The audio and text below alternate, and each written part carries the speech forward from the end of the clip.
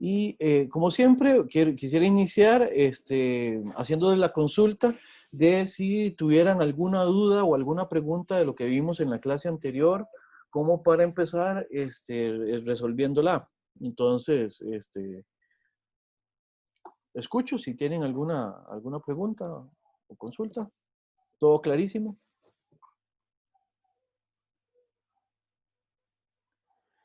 Ok, bien. Profe, yo tengo una pregunta. Ah, bueno, adelante, por favor. Este, Cuando estoy leyendo lo que explica Aristóteles de que las causas no son infinitas, Ujú, hace una explicación respecto a lo material. sí. No sé si se puede como referir a eso, es que creo que no me quedó muy claro. Bueno, hoy nos toca ver precisamente la explicación de la forma y la materia en Aristóteles, o por lo menos una generalidad sobre forma y materia. Entonces, si gusta, esperémonos a ver si juntamos todas esas dudas con lo que viene. Perfecto, profe. Está bien, No todo le bien. prometo nada, de repente queda peor, pero Todo bien, todo bien. bien. ¿Alguna pregunta? Si no, empezamos de una vez con la clase. Ah, y les recuerdo, teníamos una especie como de tarea, una consulta que les había dejado ahí, a ver cómo les fue con ella. A eso nos vamos a dedicar hacia el final de la clase. Muy bien, nada más voy a retomar aquí, muy generalmente, lo que habíamos visto en relación con la UCIA, con la entidad, y con 4 maneras de entenderla que teníamos con nuestro autor, ¿verdad?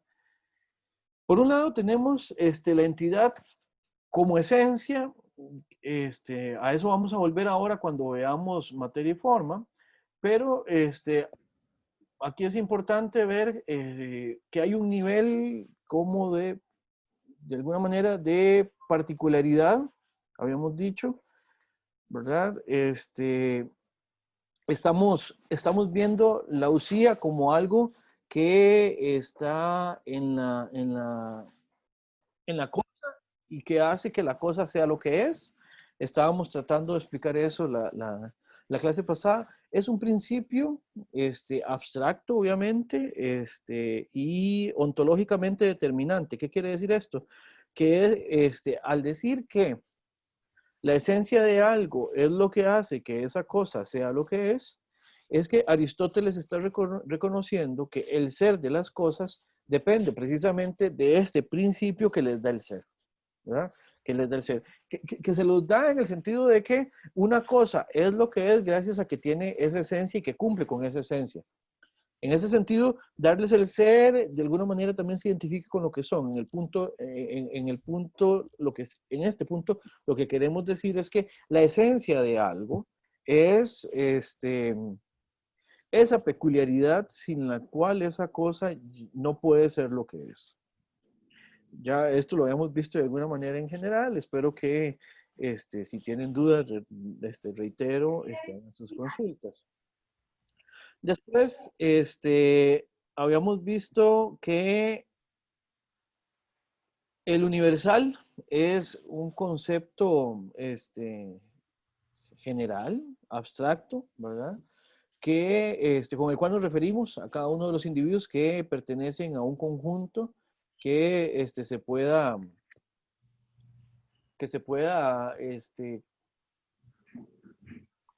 en el cual se pueda entender que todos los individuos son de una misma clase, de un mismo tipo, ¿verdad?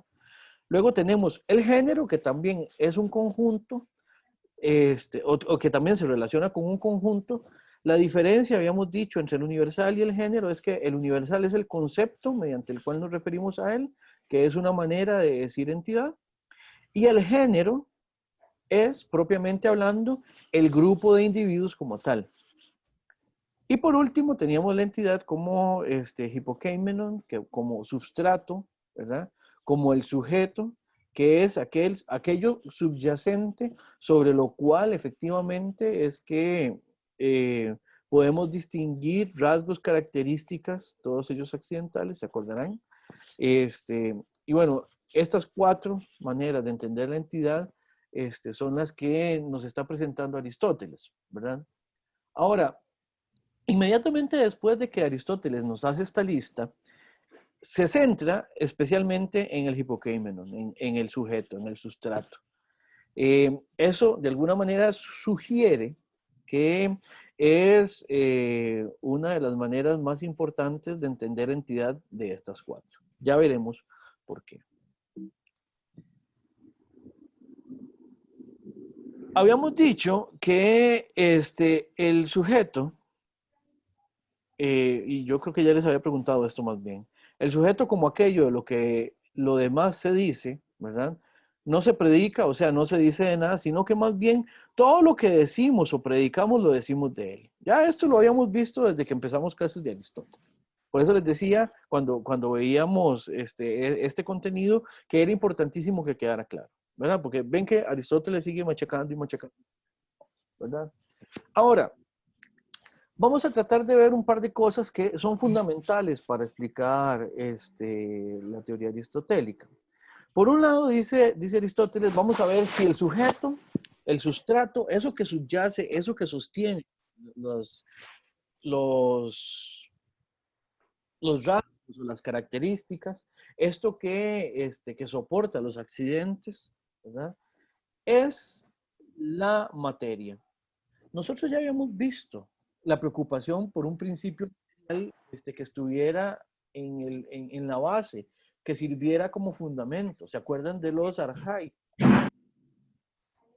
En este sentido, Aristóteles de alguna manera reconoce, ya esto lo hemos visto en algún momento, que algo de esto ya era la preocupación que tenían otras personas. La materia, Hegile, es este principio que nos dice de qué están hechas las cosas. Por otro lado, Aristóteles va a buscar este principio en lo que él llama la forma. Y forma en griego se dice morfé, ¿verdad? Morfé es una palabra que incluso influye en nuestro idioma, está presente también en ciertos temas, en ciertos términos, perdón.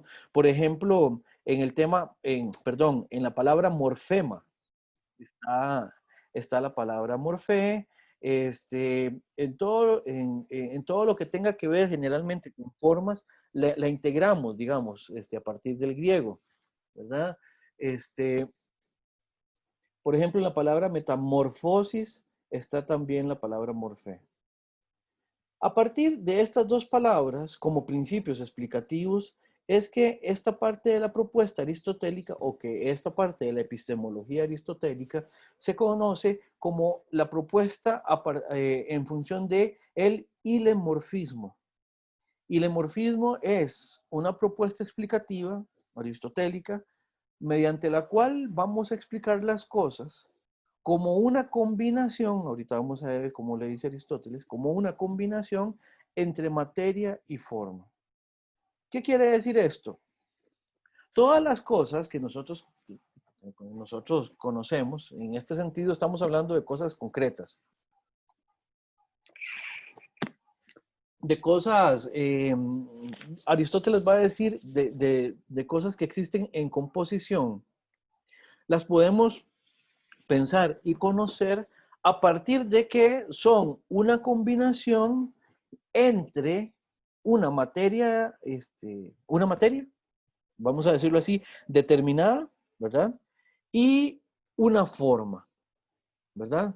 La materia, recuerden, ya lo hemos visto, es lo que responde a la pregunta de qué está hecho algo, la pregunta sobre de qué es la cosa, de qué está hecha. Y por otro lado, la forma es más bien la pregunta sobre el cómo es. Ahorita vamos a ver qué significa esto propiamente. Empecemos por la materia. La materia es esta parte que entra en la composición, que es la que, propiamente hablando, soporta todos los rasgos que nosotros conocemos mediante los sentidos. Todos los rasgos que nosotros conocemos sensorialmente de las cosas, eh, nosotros los tenemos al alcance gracias a que están hechos de una materia. Entonces, vean, todo lo que tenga que ver con estas determinaciones materiales, como, como no sé, la textura, la temperatura de algo, su tamaño, no sé, su peso, ¿verdad? Su color. Todo eso, de alguna manera, está determinado por medio de la materia de la que está compuesta la cosa, ¿verdad? Ahora, la materia es un principio que en Aristóteles lo vamos a entender de alguna manera como un principio pasivo. ¿Qué vamos a querer decir con esto? Es un principio que necesita de algo más que estar solamente ella ahí solita para que haya determinaciones en ella. ¿Qué quiere decir esto? La materia, aun cuando porta todas estas características que nosotros conocemos mediante los sentidos, estas características la materia no se las da a sí misma. O sea, necesita de un principio de determinación que le es en ese sentido externo, ¿verdad? La materia, así considerada en general, en la manera completamente abstracta de considerarse, es absolutamente indeterminada. No tiene ningún rasgo, ¿verdad? Pero lo que pasa es que Aristóteles lo que va a decir es que la materia, al estar completamente indeterminada, no puede darse en ningún tipo de cosa. ¿Qué quiere decir esto? Que pensar en la materia como un principio completamente indeterminado, ¿ya? Nos hace pensar que es algo que nunca vamos a poder, nunca va a poder darse en una realidad determinada. No sé si esto está quedando claro. Si no, cualquier cosa me preguntan, por favor. La materia entonces es un principio mediante, a partir del cual se puede generar, se pueden generar las determinaciones concretas, digamos, de las cosas que existen y que nos topamos por ahí, ¿verdad?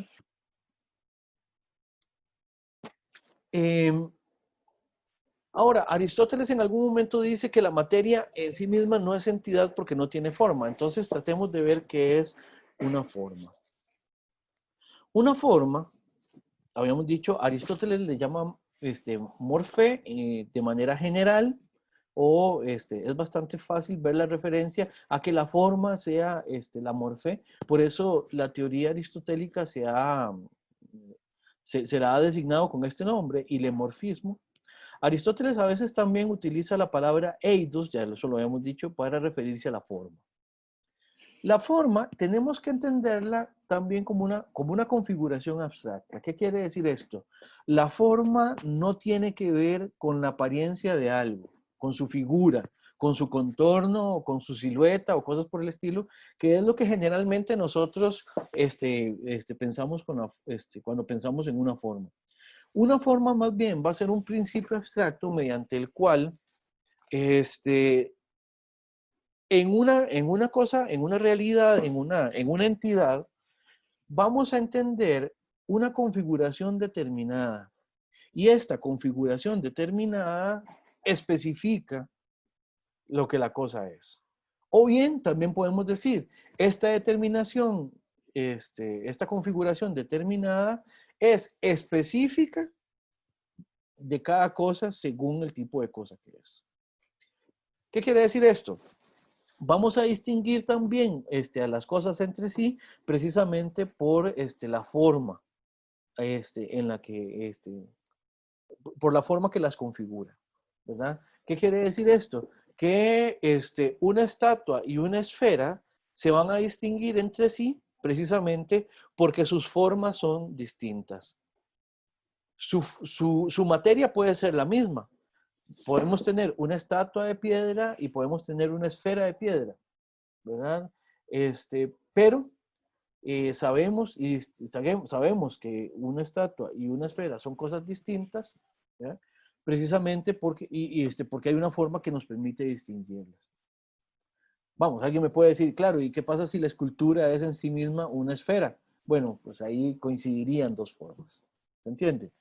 Entonces, la forma va a ser también un principio. ¿Se acuerdan que al principio de las clases yo también era muy insistente en el hecho de que teníamos que aprendernos bastante esta noción de principio como algo a partir de lo cual otra cosa se da, se genera, se explica, se entiende, etcétera, etcétera?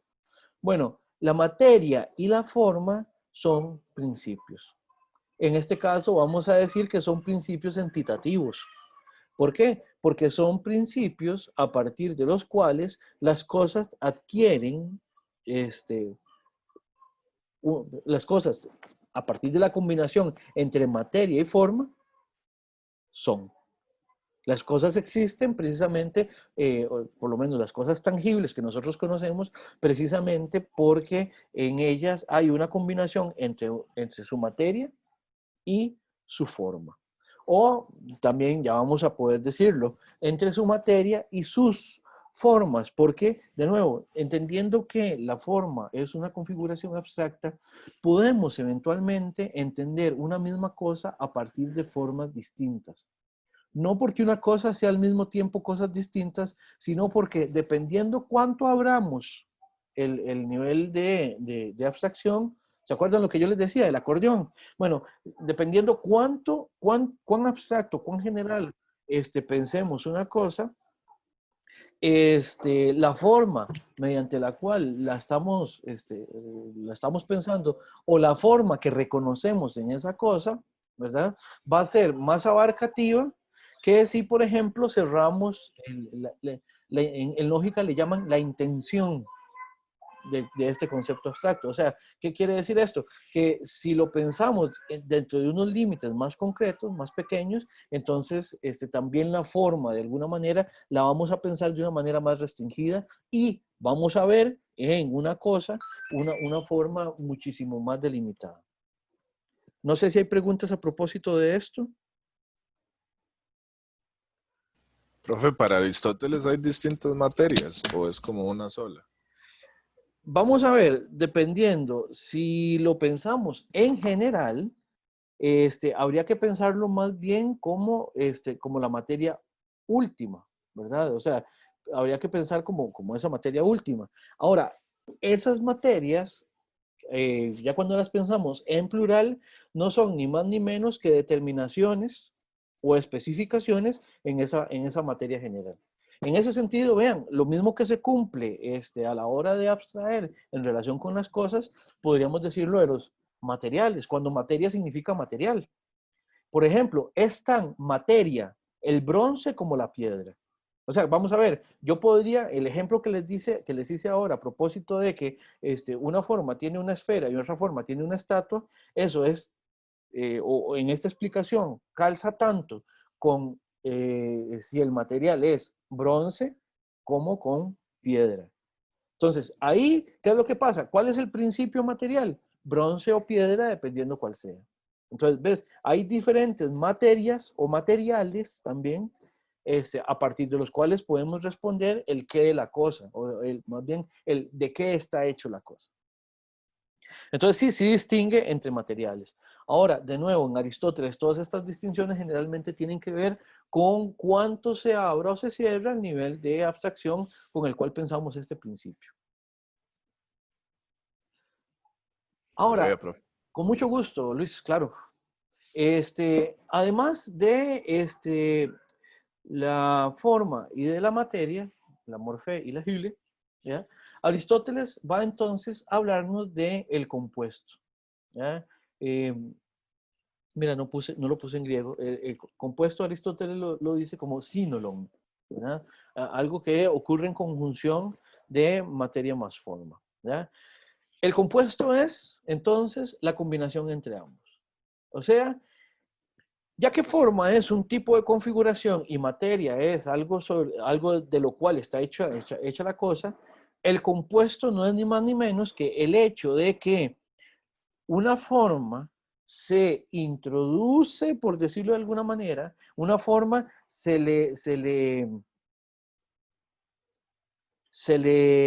no sé, ¿cómo decirlo? Una materia, un material cualquiera, adquiere una forma, o sea, se configura de la manera en que la forma le dicta, por así decirlo, ¿ya? Entonces, un compuesto no es ni más ni menos entonces que esa articulación, que esa conjunción entre ambos. En una cosa, la materia y la forma son importantes. ¿Por qué? Porque para darse como, como algo dado en la realidad, como algo concreto, como algo que nos podemos topar, como algo que podemos manipular, como algo de la experiencia, tiene que tener ambas. Si algo no tiene materia, entonces ya deja de ser algo concreto. Y si algo no tiene forma, el problema es que, de hecho, ni siquiera lo podríamos distinguir. Ahora vamos a ver qué significa eso. Bien, voy a pasar a la siguiente lámina, a menos que tengan alguna pregunta. Aristóteles nos va a decir que la materia y la forma son anteriores al compuesto. En la clase pasada hablábamos en algún momento de alguna manera, de esta anterioridad ontológica. ¿Qué quiere decir esto? Que la forma y la materia sean anteriores al compuesto, no quiere decir que sean anteriores en el sentido cronológico, sino que quiere decir que en el sentido causal de entender estos principios entitativos, las cosas son lo que son, también porque son el resultado de la combinación entre materia y forma. Entonces, todas las cosas que conocemos, la silla en la que estamos sentados, la computadora en la que estamos, o el celular en el que estamos viendo, en este caso la clase, ¿verdad? Todo tiene su propia forma y su propia materia, ¿verdad? Y eso es lo que permite que las cosas sean. Aristóteles lo dice de la siguiente manera, que quien hace una esfera de bronce no hace ni al bronce ni a la esfera, ¿verdad? Sino que lo que hace es una esfera de bronce. Aquí Aristóteles lo que nos está diciendo es que realmente lo que existen son las cosas concretas cuando nos las topamos. En este caso, él está hablando de algo que es de manufactura humana, o sea, hay una causa agente, una causa eficiente, habíamos dicho, ¿verdad? Que se encarga de tomar una materia, una materialidad determinada y de introducir en esa materialidad determinada una configuración específica, ¿verdad? A partir de la cual la cosa deviene lo que es. Ahora, vean que aquí, ontológicamente hablando, también, antes de que la esfera sea una esfera, nosotros podemos encontrarnos, qué sé yo, tal vez un lingote de bronce, ¿ya? O un trozo de bronce sin más, en bruto, ¿verdad? ¿Qué es lo que pasa? Nosotros distinguimos el lingote de bronce de la esfera de bronce o el pedazo en bruto de bronce de la esfera precisamente porque tienen configuraciones distintas. Ven, aun cuando la materia es la misma, nosotros sabemos que son cosas distintas, una esfera de bronce o un lingote de bronce o no sé, un arma de bronce o cualquier cosa de bronce. ¿Se entiende? En este sentido, Aristóteles entonces, vean que lo que está tratando, de nuevo, es de buscar a este señor. ¿Qué es lo que subyace ahí para poder entender qué es lo que actúa de manera fundamental en relación con las características que de alguna manera presentan las cosas? Ahora, veamos otras cosas que dice Aristóteles, por ejemplo. Aristóteles al buscar lo que es un sujeto, ¿verdad? Lo que va a decir es que hay otras cosas que no son sujeto, ¿ya? Pero de las cuales también podemos decir que son. Por ejemplo, las afecciones y las potencias de los cuerpos. ¿Se acuerdan cuando habíamos visto lo de las afecciones y todo eso? Las potencias de los cuerpos tienen que ver con esa posibilidad que tiene una cosa de devenir en algo más, ¿ya? Por ejemplo, esta esfera de bronce, para hacer esfera de bronce, requirió en este caso, de la agencia de quien le dio la forma, de quien le dio esta configuración, ¿verdad? Eso es potencialidad. ¿Qué quiere decir esto? Que un lingote de bronce tiene muchas y muy diversas potencialidades. Quiere decir que un lingote de bronce, que es en sí mismo una cosa, con una forma, con una materia, es susceptible de adquirir otro tipo de forma, otro tipo de configuración. ¿Se entiende? Eso también decimos que las cosas son, también, las cosas también son sus potencialidades, ¿verdad? Pero para efectuar efectivamente como un hecho esa potencialidad, se necesita que intervengan ciertos cambios en la cosa para que ella se manifieste entonces como lo que es. Por eso entonces es que esa anterioridad o posterioridad ontológica tiene que ver con que para que algo esté en composición de materia y forma, se necesitan esos dos principios, ¿verdad? Independientemente de que también la anterioridad o la posterioridad temporal dependa de esto, ¿verdad? Lo que estamos diciendo es algo que subyace a la explicación temporal. Está, está por debajo y más bien es lo que hace posible que la explicación temporal se pueda dar en primer lugar.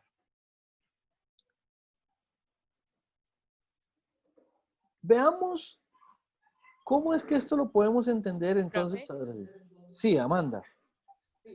¿me escucha bien? Sí. Sí, la escucho bajito, pero sí la escucho. Ok, es que no me queda claro, usted está diciendo, nos dijo anteriormente, que el concepto de forma no es como lo podríamos entender ahora, como la forma, no sé, geométrica que tenga el objeto.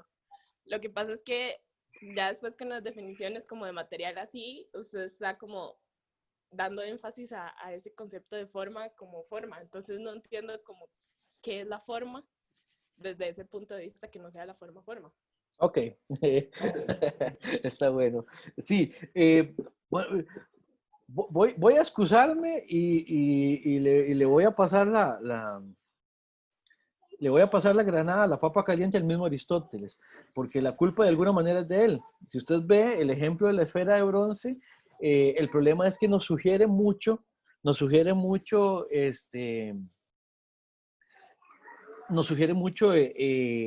esta cuestión más que nada como forma, como figura. Ahora, le voy a decir algo. Eh, por ejemplo, Amanda, usted y yo somos poseedores de formas compartidas. ¿Qué quiere decir? Que usted y yo tenemos la misma forma. No se asuste, usted no se parece a mí, ¿verdad? Pero el punto es que la forma, hay formas que como concepto abstracto, como configuración abstracta de una materialidad, nos permiten ser explicados tanto a usted como a mí.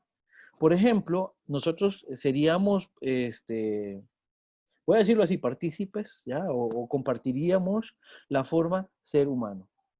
Ser humano es una forma general. ¿Por qué? Porque, por ejemplo, nos puede distinguir de otros seres, ¿verdad? ¿Qué quiere decir esto? Hay ciertas materialidades que se configuran de una manera determinada que terminan siendo lo que somos los seres humanos. Entonces, vea, esto es tan abstracto, ¿verdad? Que nos iguala en algún sentido a usted y a mí.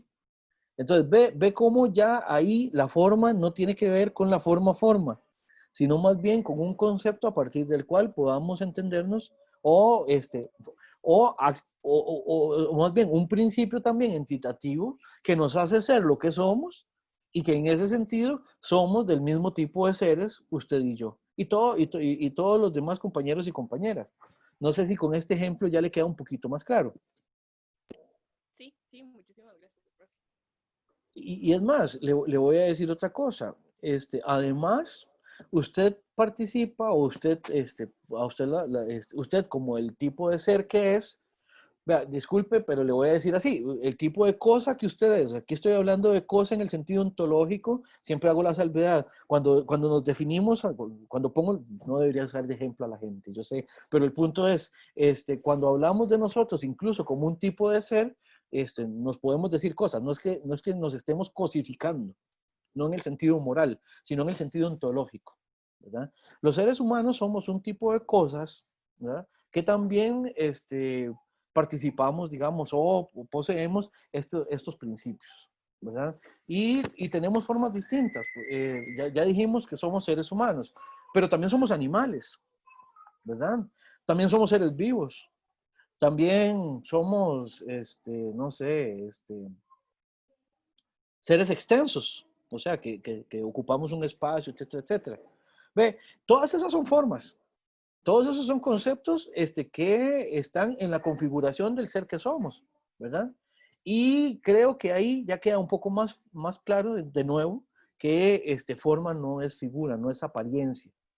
Sí, como forma más como clasificación y no tanto de forma física.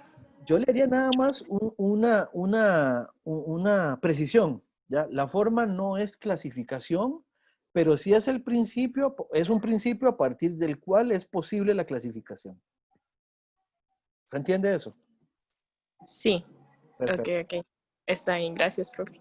Y bueno, Profe, me disculpo porque los ejemplos, sí, uno también, es que son los más fáciles, digamos, empezar a hacer los ejemplos a partir de figuras, especialmente incluso matemáticas. Pero bueno, Emanuel levantó la mano, pero alguien había pedido la palabra. bueno, yo, pero no sé si él va No, primero. no, adelante, Michael. Si Es que, bueno, no entiendo porque usted dice que no es como forma física, pero por ejemplo aquí la esfera es como una forma física, ¿no? claro, pero yo también puedo decir que esto, vamos a ver.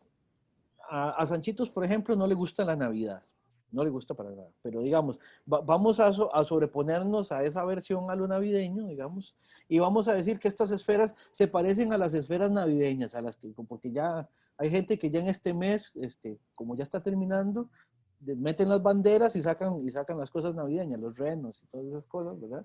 Bueno, digamos que estas son esferas, pero además parecen esas esferas que son navideñas. Entonces, podemos decir también que no solo que estas esferas sean esferas, en el sentido como forma o figura, sino que también podemos decir que estas esferas, en ese caso, serían adornos.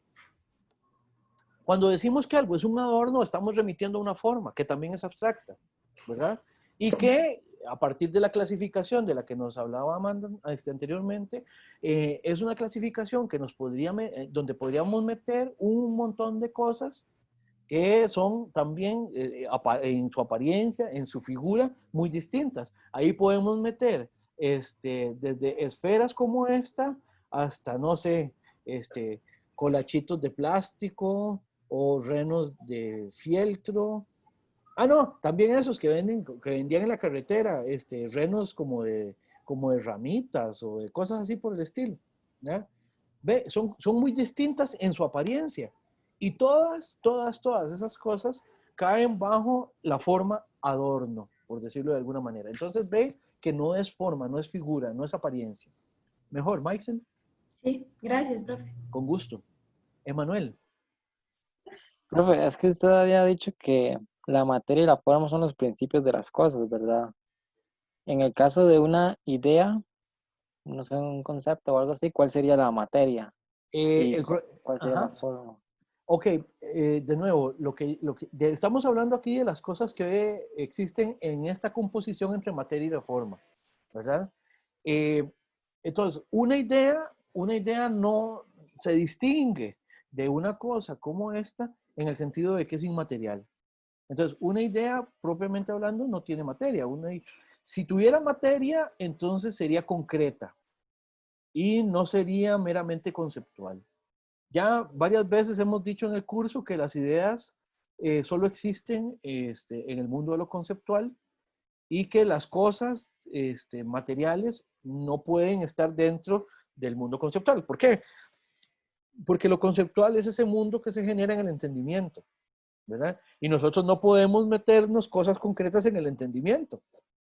¿Por qué? Porque el entendimiento no opera cosas concretas, opera cosas abstractas. Entonces, una idea no tiene materia, es pura forma. Ok, gracias, profe. Con gusto, con gusto. ¿Alguna otra pregunta? Profe, yo tengo una pregunta así súper rápida. La forma puede ser sustrato y porque la forma parece, digamos, la materia parece más accidental. Ok, muy buena pregunta, Sebastián. Precisamente eso es lo que está tratando de buscar Aristóteles. Busquemos entonces cuál es el sustrato. Por un lado, hay quienes sostienen que la materia, ¿se acuerdan? De los presocráticos, Tales, Tales y compañía, ¿verdad? Hay quienes también sostienen que el sustrato es la forma, ¿verdad? Como por ejemplo en el caso de Platón. Para Platón, la existencia por excelencia la tienen más bien las ideas, a propósito de la pregunta que estaba haciendo Emanuel hace un momento, ¿verdad? Entonces, parece ser que en esa teoría, también uno lo puede ver en los pitagóricos, parece ser que lo que tiene mejor existencia, mayor existencia o existencia como tal, más bien son esos principios completamente abstractos. Pero Aristóteles aquí lo que está haciendo es evaluando cuál de estos principios le servirían para decir que son realmente el sustrato, el hipokeimenon. Y él, por un lado, ve la materia, pero dice, no, pues es que la materia no nos sirve. ¿Por qué? Porque cuando decimos que es algo subyacente, ¿ya? Lo que decimos es que existe con anterioridad a esos rasgos, ¿verdad? Y Aristóteles lo que va a entender es que la materia en anterioridad a esos rasgos, o sea, si no tiene ningún tipo de determinación, la materia realmente ni siquiera la podemos pensar. Se convierte más o menos en el apeiron anaximandrio. ¿Por qué? Porque carece de cualquier tipo de determinación posible. Por otro lado, si nos pasamos a la forma como que de pronto salta más como un principio más cercano a lo que estamos buscando, a un sustrato. El problema es que la forma, de la forma no se sigue la existencia de cosas concretas. ¿Por qué? Porque la forma es solo pura abstracción. Entonces, por eso Aristóteles, en Argentina dirían que Aristóteles se la da muy canchero, ¿no? Entonces, Aristóteles, ¿qué es lo que hace? Dice, bueno, entonces combinemos las dos. Utilicemos tanto la materia como la forma y ahora sí, explicamos las cosas estas tangibles, volviendo a responderle a Emanuel, como esa combinación entre los dos principios. No nos vamos a decantar solamente como por la materia, perdón, y tampoco nos vamos a decantar solamente por la forma, sino que vamos a hacer, vamos a recurrir a una explicación que dependa de ambas, ¿ya? Entonces, la forma no es sustrato, ¿no? La forma no es sustrato. El sustrato es, en este sentido, lo que tiene esta combinación de materia y forma de manera esencial. El sustrato ya es algo dado en la realidad, el sustrato es algo, y es sustrato, es soporte de los rasgos, que son contingentes o accidentales. En ese sentido, tu pregunta, Sebastián, está muy bien orientada en el sentido siguiente. El mismo Aristóteles lo dice que el principio a partir del cual se da lo accidental en la composición es evidentemente la materia. Es la materia la que aporta esa parte accidental o esa parte contingente. ¿Por qué? Porque lo que aporta la forma no es accidental, no cambia, no es variable, ¿verdad? Pero lo que aporta la materia sí. Entonces, hay una relación entre estas dos. Ya habíamos dicho, además, la materia es pasiva porque necesita de una agencia que opere sobre ella. ¿Y dónde vamos a encontrar esa operatividad? ¿A dónde vamos a encontrar ese ese otro principio que sí es activo? Pues por supuesto que en la forma, ¿verdad? La forma por sí sola no nos da las cosas, ¿verdad? Pero es importante para que la materia adquiera una configuración determinada. Podríamos decirlo en términos que habíamos visto hacia el final de la primera parte del curso. La forma es condición necesaria, mas no suficiente para que haya cosas concretas. Ahora, lo mismo podemos decir de la materia. La materia es condición necesaria, mas no suficiente para que haya cosas concretas. En la combinación de ambas surgen las cosas concretas. ¿Mejor, Sebastián? Sí, muchas gracias. Bueno, perfecto, con mucho gusto. Otra pregunta. Bien, entonces pasemos a ver estos niveles de abstracción de los que hemos estado hablando, para que ustedes vean. Aquí vamos a tener una escala que espero poder, espero no liarla, digamos, espero poder explicar esto bien. No es difícil entender esto, pero bueno, vamos a ver cómo. Para ver esto también, yo les recomendaría también que revisen la nota número 57 del capítulo, del libro que estamos viendo, la nota 57 de Tomás Calvo. Él ahí hace una explicación a propósito de este tipo de cosas. Yo aquí tomo de esa nota para hacer esta explicación. Aquí lo que vamos a tener es, hacia arriba de la pantalla, una generalización creciente. ¿Qué quiere decir esto? Que hacia arriba de la pantalla vamos a tener las explicaciones más abstractas y por lo tanto más generales. Y hacia abajo lo que vamos a ir es más bien teniendo una intención con intención en el sentido lógico, creciente. ¿Qué quiere decir esto? Que hacia más arriba estemos en la explicación, o sea, estas primeras explicaciones son más generales, más abstractas. Más abajo, aquí cercano al número 5, vamos a ir viendo cosas más concretas, ¿verdad? Más tangibles en ese sentido. Eso es para que vayan entendiendo entonces eso de la forma, la configuración y la composición, ¿verdad? En cualquier momento que necesiten, me detienen para preguntas. Lo más abstracto que vamos a encontrar siempre va a ser la forma misma, ¿verdad? Aquí lo vamos a explicar en función de círculo, de círculos. Ya hemos hablado, el círculo se puede entender desde los círculos matemáticos, el círculo como forma, hasta cosas concretas que tienen esa forma, esa circularidad, ¿verdad? Entonces, vamos a ver cómo es el paso desde ese nivel completamente abstracto de entender la forma hasta esa forma completamente concreta de lidiar, digamos, con las cosas tangibles. Les decía, lo más abstracto que podemos tener es la forma misma, ¿verdad? La forma círculo. El círculo en ese sentido es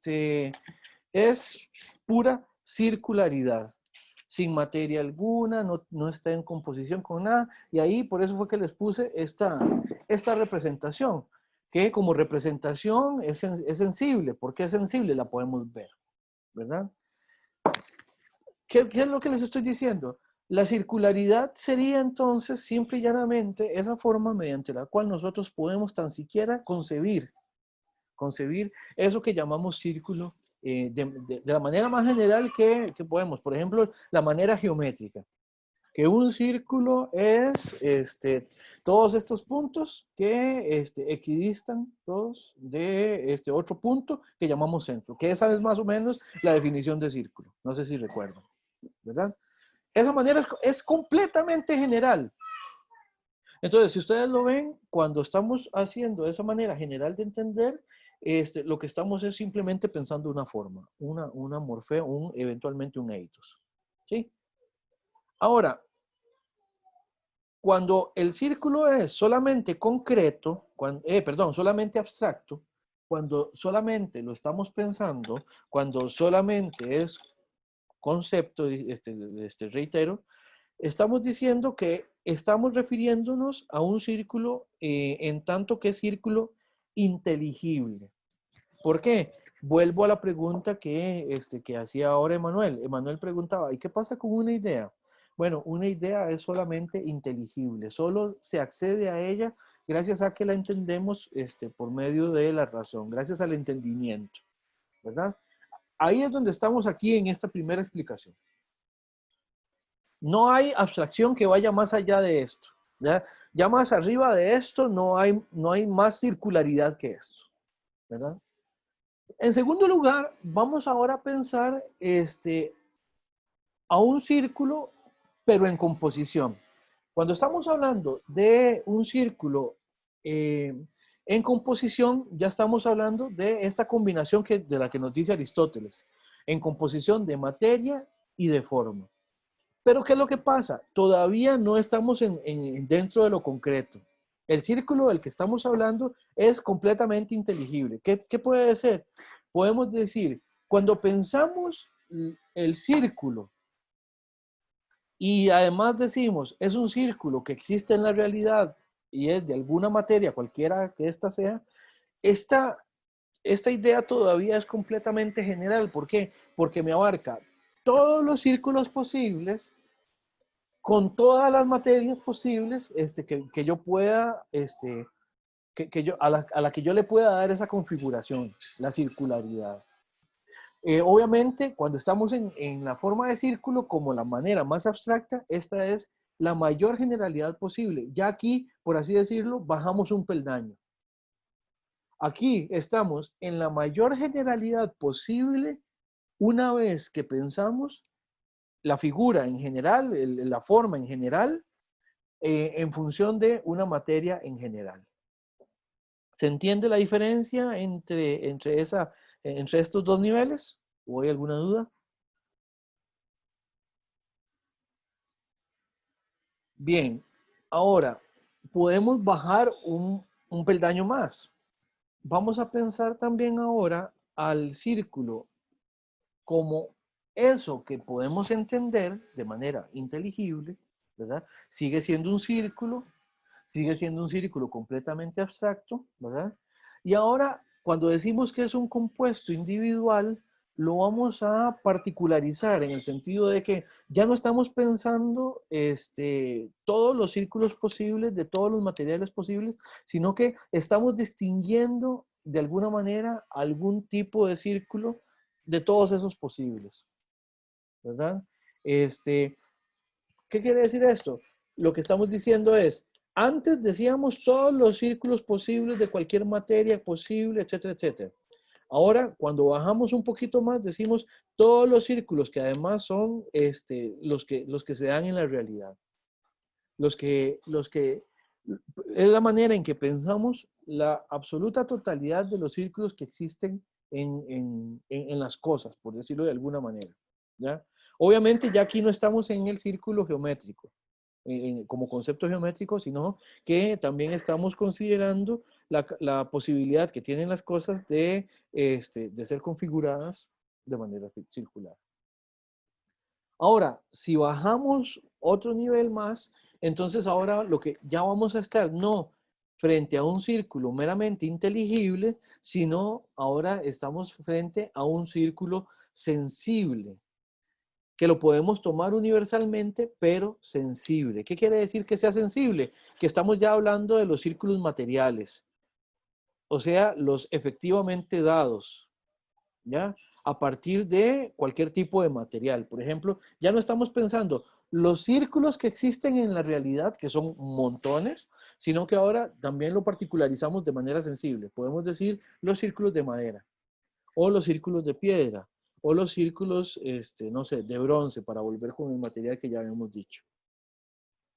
¿Cuál es la diferencia entre este y el paso anterior? Que este ya nos está particularizando específicamente el tipo de material. En el anterior decíamos, simplemente lo pensamos como en una generalidad de materiales, ahora particularizamos. Y el nivel más bajo de abstracción, o sea, el nivel más alto de concreción que podemos lograr con este tipo de pasos que van desde lo general a lo concreto, sería cuando ya efectivamente tenemos un círculo que es sensible, compuesto, individual, que podemos incluso distinguir de cualquier otro círculo. Cuando decimos, por ejemplo, este círculo de madera. Por ejemplo, vean aquí yo tengo uno en la mano. ¿Lo ven? Este círculo de madera. Esto es el nivel de abstracción más bajo que podemos tener. ¿Por qué? Porque ya esto no es para nada abstracto, es completamente concreto. Es más, lo puedo definir ostensivamente. ¿Qué quiere decir? Puedo señalarle y les puedo decir este círculo, el que Sanchitos tiene en la mano específicamente. Vean que este círculo, de alguna manera, desde el punto de vista de la forma, participa o tiene, ¿verdad? La misma forma que tienen todos los anteriores. ¿Por qué? Porque es la misma. Es la misma forma la que tiene este círculo, ¿verdad? Que la que tiene un círculo pensado de manera general o la circularidad propiamente hablando. La forma más abstracta.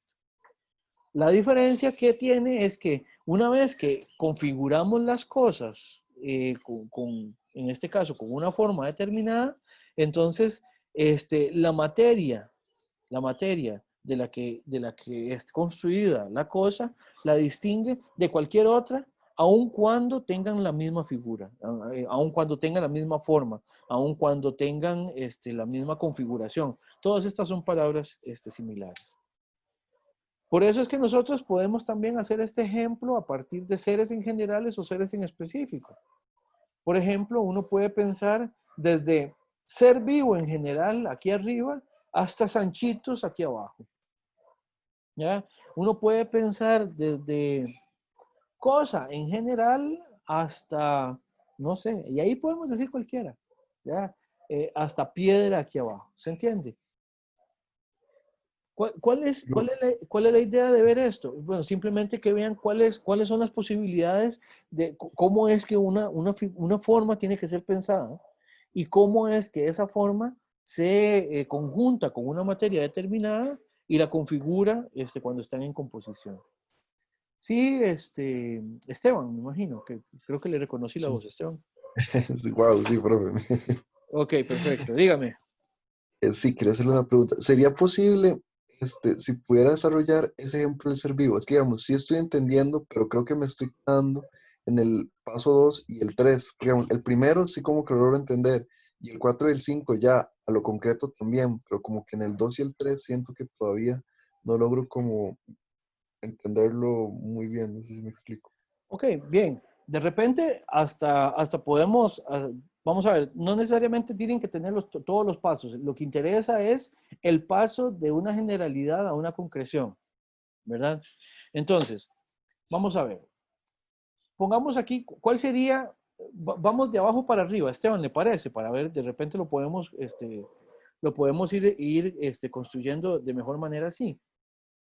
Si, por ejemplo, vamos a pensar a Sanchitos como un ser vivo, sensible, compuesto, individual, entonces es este ser vivo que está aquí, el que está aquí hablando, ¿verdad? El que se está tocando la cabeza en este momento y el que está haciendo el ejemplo, ¿verdad?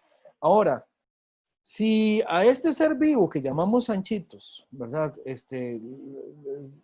Lo pensamos en función de por ejemplo, de alguna de las formas de las cuales es partícipe, pero simplemente los elevamos en abstracción, entonces vamos a pensar un ser vivo, digamos, ¿verdad?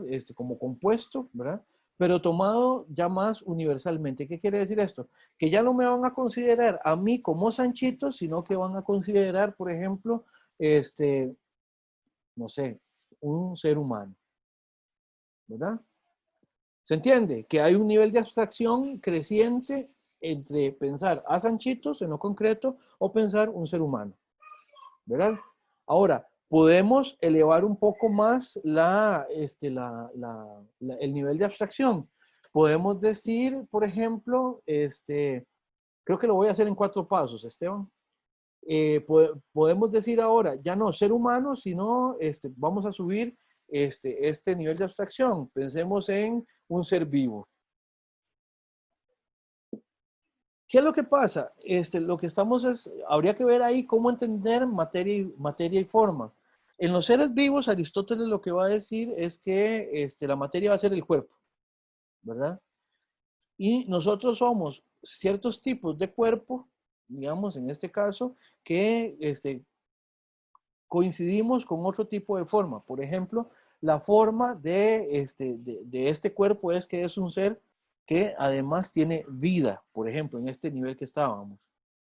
Si esto lo particularizamos más, es un ser de los que son vivos que además se distinguen como seres humanos a partir del criterio que quieras. Por ejemplo, tradicionalmente el criterio mediante el cual nosotros nos especificamos como seres humanos es que poseemos razón, ¿verdad? Entonces, esas son formas que van determinando el tipo de seres que somos. Y para especificarlo más, entonces terminamos diciendo, y me refiero específicamente a esos sanchitos. Si seguimos subiendo en el nivel de abstracción, digamos, siempre, siempre, siempre, a lo más que vamos a llegar es al ser como tal, ¿verdad? A un ser, ¿verdad? No importa cuál sea, simplemente es esa la noción más abstracta de la que hemos venido hablando. ¿Se acuerda que en algún momento decíamos que la preocupación ontológica es la más general que existe precisamente porque el ser es lo más general que hay? ¿Cuál es la diferencia entre el ejemplo del ser vivo y que nos hace llegar al ser como lo más abstracto y el ejemplo del círculo de piedra, perdón, del círculo de madera y la circularidad? Bueno, que aquí nos detuvimos en la circularidad, pero si se quiere, la circularidad también es una forma de ser, ¿verdad? Es un ser abstracto, la circularidad. Y en última instancia, todo esto, el nivel más amplio de abstracción siempre va a ser el ser. Ahora, ¿cuántos pasos necesitemos para llegar a ese nivel más general? Dependerá de cuáles son las configuraciones que podamos ir distinguiendo en el camino. No sé si el ejemplo le queda un poco más claro ahora, Esteban. Sí, claro, profe. Ahora sí. Sí, sí. Es que es esa mala maña mía de tratar de estructurarlo todo, pero sí tienen toda la razón. Ya lo Ok, entendí perfecto. creo que ni es mala ni es maña. Entonces, así que todo bien como dicen ustedes ahora. Bien, David, dígame, ¿qué tal? ¿Cómo va todo? todo bien, dígame, Carlos. Sí, entiendo el paso de la abstracción a la concreción, pero trayendo el ejemplo que estaba dando del Sanchitos en la grada 5, ¿cuál Ajá. sería la grada 2 porque entiendo que la última sería la pregunta por el ser, pero ¿cuál sería la 2? No, el asunto, Carlos, yo le decía a Esteban, de repente no necesariamente tengamos 5 gradas. Podríamos De tener acuerdo, más, podríamos tener 7, podríamos tener 1000. Eso dependerá también, Carlos, de cuáles sean las formas según las cuales vamos a ir definiendo más bien cada grada. de acuerdo. Entonces, eso Gracias. dependerá de cada ejemplo, claro. Buena pregunta, pero sí, dependerá de cada ejemplo. Muy bien, ¿alguna pregunta con esto? Si no, entonces nos iríamos a hacer esta pausa de 10 minutos que corresponde y volveríamos en 10 minutos. Pero sí no quiero dejar ninguna duda en este momento. Bien, Profe, una pregunta. dígame. ¿Qué pasa con las definiciones? Por ejemplo, cuando hablamos de círculo, usted dio uno ahorita, digamos, Sí, bueno, los puntos que distan del centro. Usted sí, podría escribirlo matemáticamente, por ejemplo, como x cuadrado más y cuadrado igual a r cuadrado. ajá, Entonces, en este caso, vamos a ver, lo que me genera duda es porque dice inteligible. Eso es como algo que se puede entender, ¿no es cierto? sí, Y en este caso, a pesar de que no tenga materia, digamos, sí, se podría entender, ¿no? O sí. no. Y entonces quedaría en el primer escalón, digamos, de esta clasificación que tenemos aquí. ¿Cuál? ¿El 2 o el 3? En el uno más bien. O sea, ya no tenemos materia. Vos dijiste que en el 2 y en el 3 sí, ya estamos como incluyendo materia, digamos. Sí. Entonces, sí es inteligible, pero no contiene materia. Entonces, ¿como dónde lo metería uno? Vamos a ver, en el punto aquí, Luis, es que estamos pensando de manera general o estamos considerando de manera general tanto la materia como la forma. O sea, vamos a ver, no es lo mismo pensar la circularidad como mero concepto, simplemente casi como una propiedad que cumplen todos los círculos, digamos, ¿Qué es decir? También podemos pensar que esa circularidad eventualmente la podemos encontrar en cosas. Pero dependiendo qué tan generalmente estemos pensando esas cosas también operan de manera inteligible. Por ejemplo, cuando yo le digo a usted cosas, estoy hablando, le estoy hablando de cosas concretas, ciertamente, pero el concepto cosas en sí mismo no es concreto. ¿Me explico? El concepto cosas es sumamente abstracto, es sumamente general. Ahora, si yo le digo, esa forma cosas, la tiene tanto cuando hablamos de esas cosas en general, cuando abarcamos absolutamente todas las cosas, como cuando yo le digo, la silla en la que yo estoy sentado es una cosa. ¿Qué es lo que pasa? Cuando estamos pensándolo de manera general, incluso su parte material, de su parte material también estamos haciendo una abstracción por el nivel de generalidad con la que lo estamos pensando. Y lo mismo pasa con el círculo, con sus definiciones o eventualmente con sus aplicaciones, porque estamos claros que una vez que ya decimos el círculo lo vamos a combinar con una materia, ya ahí hemos abandonado el mundo meramente geométrico, ¿ya? Vamos a ver, si queremos seguir hablando de matemáticas, sería más o menos hablar más bien ya de matemáticas aplicadas. ¿Por qué? Porque las cosas que tienen forma circular, ¿ya? No son círculos en el sentido de la definición de círculo en matemáticas, ¿verdad? Pero sí participan de esa misma configuración. Sí, Sí, sí. Gracias, profe. perfecto, con mucho gusto. Bien, entonces, si no hay si no hay más preguntas o comentarios, entonces iríamos a una pausa.